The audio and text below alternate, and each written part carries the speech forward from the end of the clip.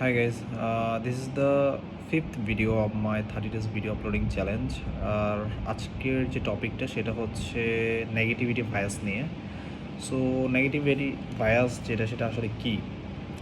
So basically আমাদের brain সবসময় হচ্ছে আমাদের সাথে যে পজিটিভ জিনিসগুলো হয় ওগুলোর থেকে নেগেটিভ জিনিসটাকে বেশি হচ্ছে ক্যাচ করে। লাইক আমি হচ্ছে যদি 10জন মানুষ হচ্ছে আজকে আমাকে যদি ভালোভাবে অ্যাপ্রোচ করে, লাইক বিহেভিয়ার ভালোভাবে করছে বা ওভারঅল সব কিছু ভালোই ছিল, বাট শুধুমাত্র একজন হচ্ছে আমাকে নিয়ে নেগেটিভ কোনো কমেন্ট করছে অথবা নেগেটিভ কোনো একটা আচরণ করছে।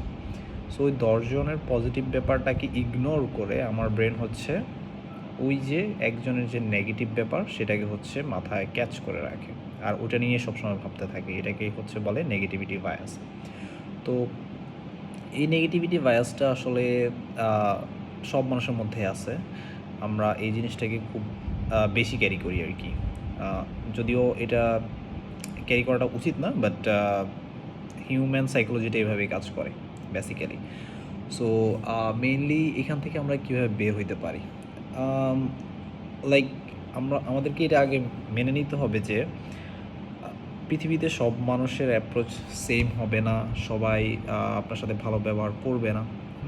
এটা চলার পথে কারোর সাথে কখনো প্রবলেম হয়ে যাইতেই পারে, স্বাভাবিক।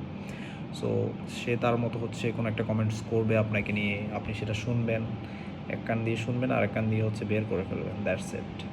সো এখানে এগুলো নিয়ে মাথা ঘামাইলে হচ্ছে আপনারই সময় নষ্ট, আপনার হচ্ছে আপনার নিজের প্রতি হচ্ছে আপনার কনফিডেন্স হারাবেন, অ্যান্ড ওভারঅল মানে আপনার যে কাজের যে জায়গাটা আছে যে কোনো ওগুলোতে হচ্ছে এটার একটা বাজে একটা এফেক্ট পড়বে আর কি ওভারঅল। সো আই থিঙ্ক যে ওই জিনিসগুলোকে ইগনোর করে, যেগুলো ব্যাড থিং আমাদের সাথে ঘটে ওগুলো ইগনোর করে পজিটিভগুলোকে হচ্ছে সবসময় ব্রেনের মধ্যে রাখলেই আর এই প্রবলেমটা থাকে না। So this is the end of today's topic. আর হোপ সো আরও ভালো কিছু নিয়ে সামনে আসতে পারবো। আজকের জন্য টাটা, বাই বাই।